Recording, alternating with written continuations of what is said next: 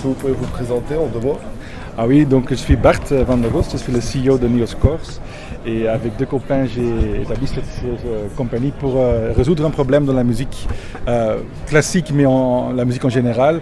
Donc les partitions, ils sont toujours en papier et c'est une frustration de nous tous. Et on a établi un marketplace pour des partitions digitales. Donc nous trois, nous sommes tous des masters en musique. Donc mon histoire est je suis un tromboniste et j'ai travaillé pour le Brussels Philharmonic. Et là, j'ai remarqué que c'est quand même bizarre qu'en 2015, on utilise encore de la papier pour la consommation de musique. Et donc on nous a dit, probablement ils vont avoir des compagnies comme Spotify, comme Deezer, comme Apple qui vont inventer une solution pour la distribution digitale. Mais il n'y en a pas. Et donc, par frustration, on a fait cette Neoscores maintenant. Et nos clients sont de l'un côté les propriétaires de contenu, comme Sony, comme Warner, comme Vivendi. Et de l'autre côté, sont consommateurs de la musique. Et ça peut agir d'un petite fille de 7 ans qui commence à jouer le saxophone jusqu'à un orchestre symphonique, un choral, un musical. Donc, c'est très varié. Qu'est-ce qui vous différencie des autres entreprises qui essaient de se lancer dans la dématérialisation des partitions? Donc il y a en effet 2 grandes différences. Mes concurrents ils font un boulot bien, mais le problème est qu'ils sont tous basés sur une image, un PDF ou un JPEG, quelque chose comme ça.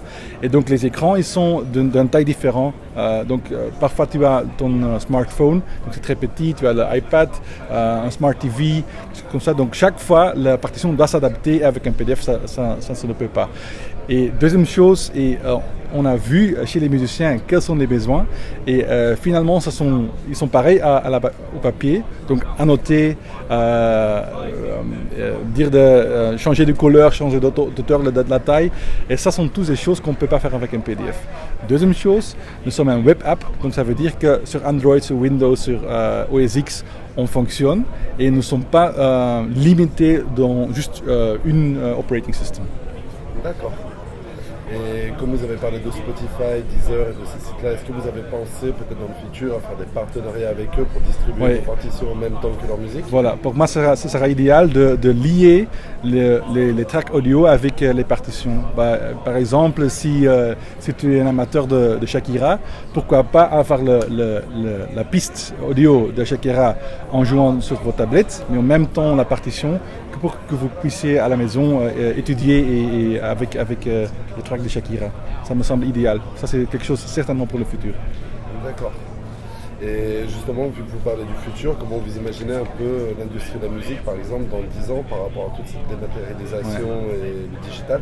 Je pense que nous sommes dans une période très intéressante. Il y a finalement, je pense, une urgence dans le secteur général de transitionner d'un secteur très matérialisé avec des CD et tout ça, vers un secteur avec le streaming et le téléchargement et les choses sur demande. Et pour moi, la musique va toujours survivre. Mais la manière de consommer la musique, ça va changer dramatiquement. Dans le monde de l'audio, nous sommes déjà là avec Spotify et les autres, mais dans les autres secteurs, le vidéo, les images, les concerts en direct, le 3D et les partitions, je pense que nous sommes au début. Et je trouve ça très intéressant d'y être présent avec ma petite Neoscores.